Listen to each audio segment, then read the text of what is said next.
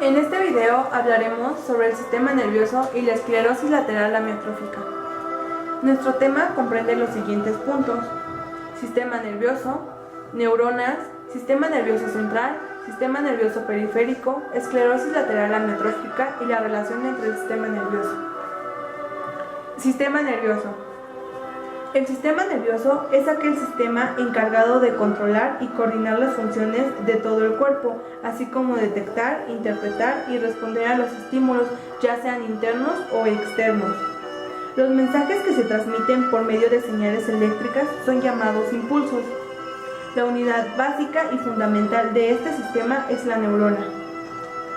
La neurona son células nerviosas especializadas que sus principales funciones son: recibir información procedente de los receptores sensoriales, integrar la información recibida y procesar la información, producir una respuesta apropiada, conducir la señal eléctrica y transmitir la respuesta. La estructura general de la neurona contiene un cuerpo celular o soma, que a su vez va a tener un núcleo y a casi todos los organelos, un núcleo que está situado en el cuerpo celular, en la parte central, y va a contener cromatina dispersa, que es ADN, un axón, que es una prolongación larga única por donde se transita el estímulo hacia los órganos u otras neuronas, las dendritas, que son prolongaciones cortas, múltiples, por donde se reciben los impulsos de otra neurona o del medio ambiente. El botón sináptico, que es el lugar donde se lleva a cabo la transición del impulso nervioso a través de la sustancia llamada neurotransmisor. La vaina de mielina, que es un material grasoso que aísla al axón y aumenta la rapidez del desplazamiento del impulso nervioso.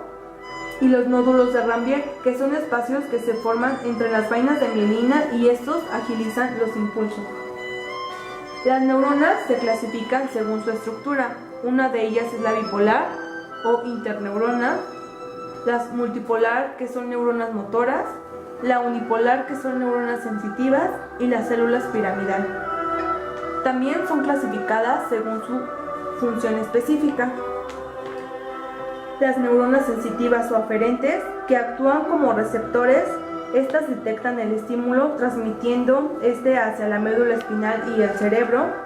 Las neuronas de asociación o interneuronas, que están situadas solo en el encéfalo y en la médula espinal, estas conectan a las neuronas sensitivas y a las neuronas motoras y proporcionan conexiones locales dentro del sistema nervioso central. Las neuronas motoras o aferentes, que transmiten la información lejos del cerebro y de la médula espinal a los músculos u glándulas. La sinapsis es una unión celular especializada que permite la comunicación directa entre las células. Una célula secreta una sustancia transmisora, que es llamada neurotransmisor. Es altamente especializado, que será recibida solo por otra célula u otra neurona. Hay dos tipos de sinapsis: sinapsis eléctrica, que no ocupa neurotransmisores. Estas son uniones de comunicación entre las membranas. Las terminales presinápticas y postsinápticas adoptan una configuración abierta y permiten el libre flujo de iones. La sinapsis química, que ocupa neurotransmisores. Las membranas de las terminales presinápticas y postsinápticas están engrosadas y las separa una hendidura sináptica. El terminal presináptico contiene abundantes vesículas, que estas van a contener los neurotransmisores. El proceso de las sinapsis químicas: no hay contacto físico entre las neuronas. La llegada del impulso nervioso a la membrana presináptica provoca la liberación de neurotransmisores, generalmente acetilcolina o noradrenalina, y se envía al espacio sináptico. El neurotransmisor se une al receptor específico de las membranas postsinápticas y provoca una despolarización, propagando el impulso.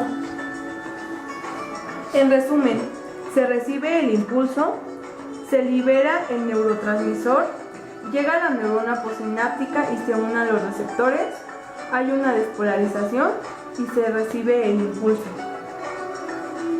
Para que la sinapsis química se lleve a cabo se necesitan de diferentes componentes, entre ellos la neurona postsináptica, que es la neurona que va a enviar la información, la superficie presináptica, que es el botón sináptico, el espacio sináptico o hendidura sináptica, el endosoma, que es el que va a contener los neurotransmisores, la neurona presináptica, que es la que va a recibir la información, la superficie posináptica, los receptores de neurotransmisores. Las etapas de la sinapsis química son síntesis y envesiculamiento de los neurotransmisores, la agrupación del exosoma en el botón, la entrada de iones al botón, que estos van a favorecer la liberación, la propagación al receptor y se introduce a la membrana. El sistema nervioso es un sistema que se divide en dos: sistema nervioso central y sistema nervioso periférico. El sistema central se divide en encéfalo y médula espinal, mientras que el sistema nervioso periférico se divide en sistema nervioso autónomo y sistema nervioso somático.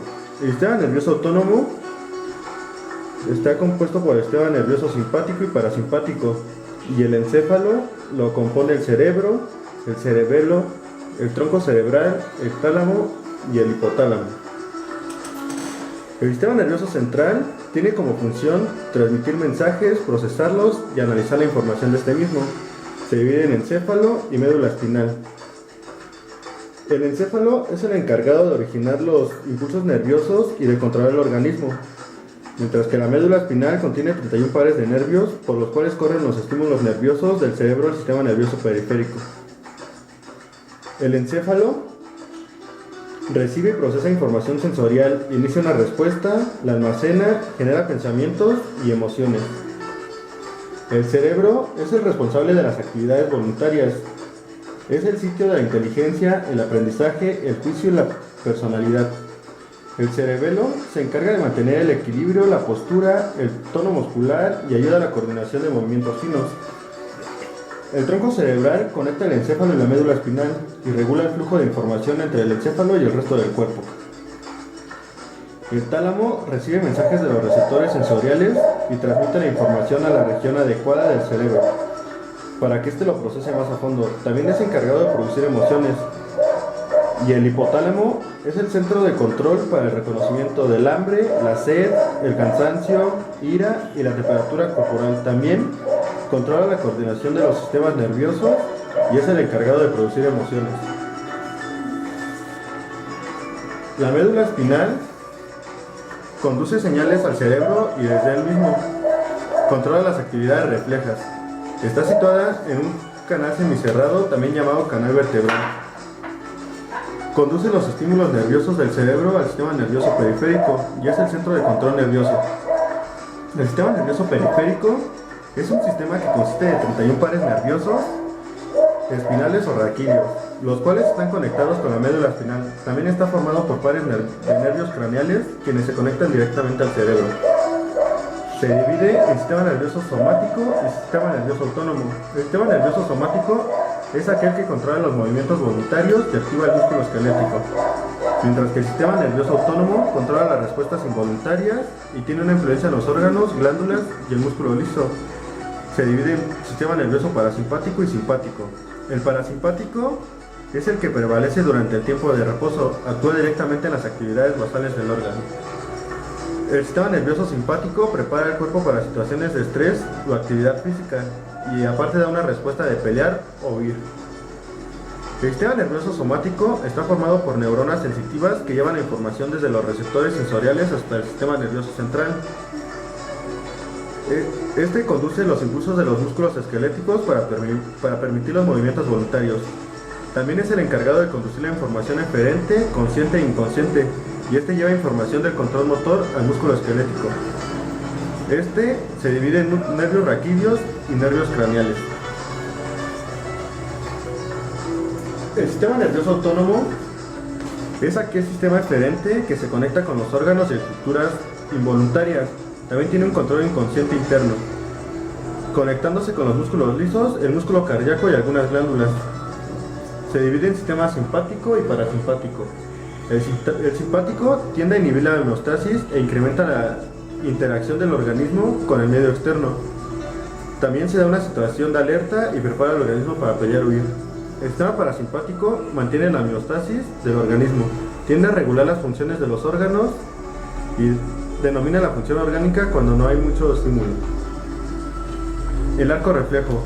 El arco reflejo se inicia con un estímulo para que los receptores sensoriales capten la información y por medio de la vía eferente sean conducidos para llevarlo al centro integrador o la interneurona para que se genere una respuesta.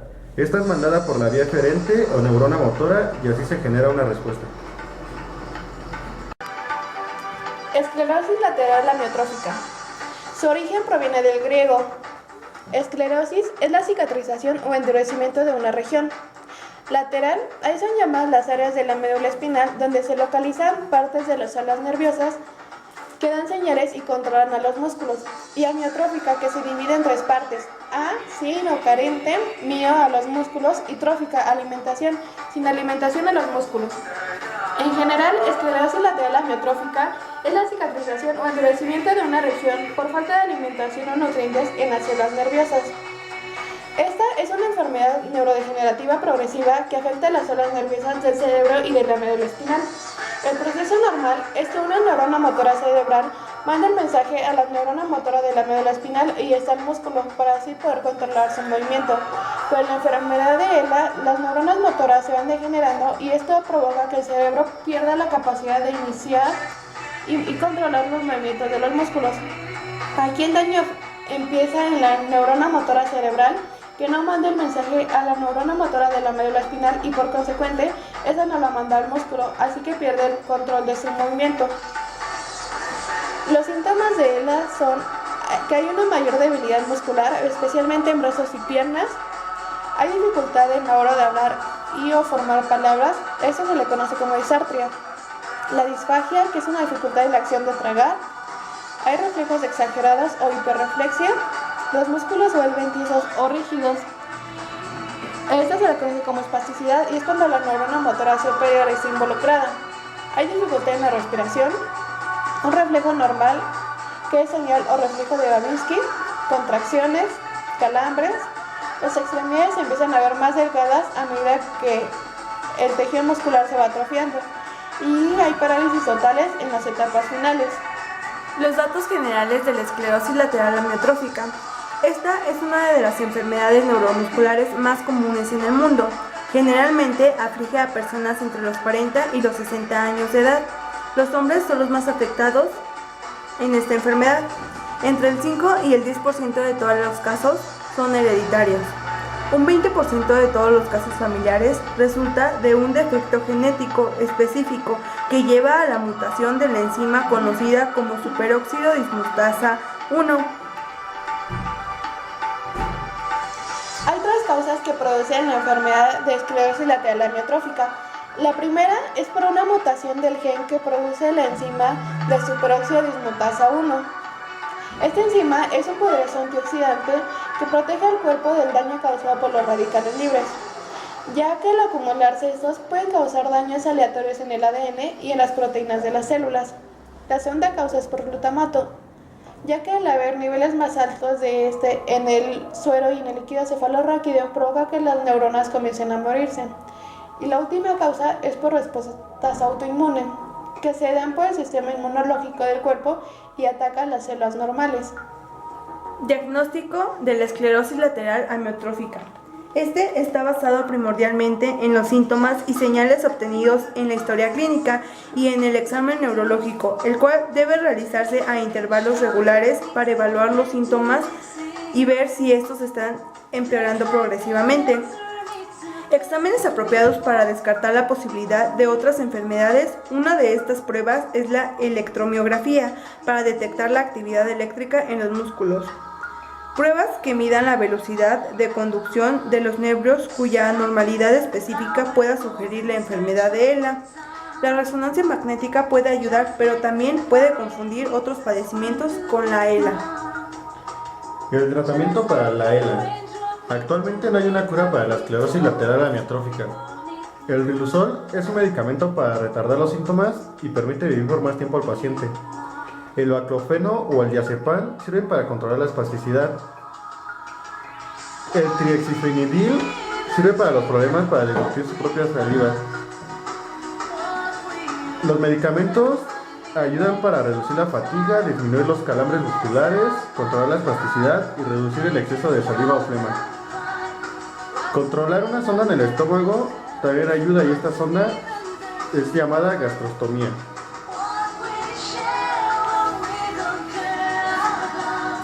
El tratamiento fisioterapéutico.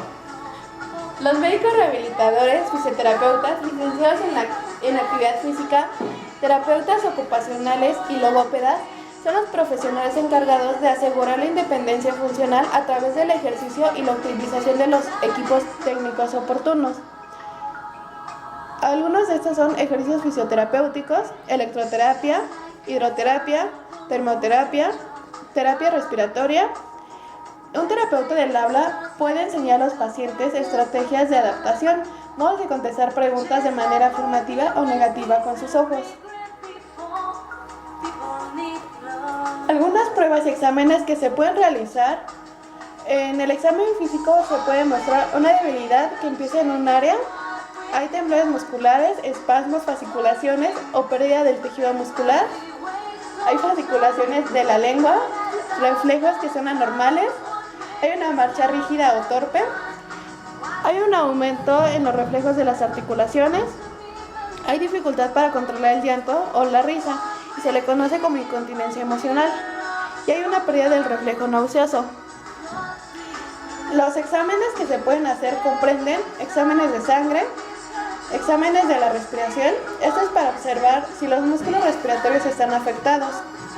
Una resonancia magnética o tomografía computarizada de la columna cervical, una electromiografía, pruebas genéticas para ver si hay antecedentes familiares, tomografía computarizada o magnética de la cabeza, estudios de la deglución y punción raquídea. Como conclusión, podemos decir que la esclerosis lateral amiotrófica es un trastorno progresivo del sistema nervioso que gradualmente va destruyendo los nervios responsables del movimiento muscular, provocando una parálisis total en los músculos, incluyendo los músculos de la respiración. Debido a que no existe un método diagnóstico específico, debe tenerse una alta sospecha clínica para realizar un diagnóstico temprano y proporcionar un tratamiento integral al paciente.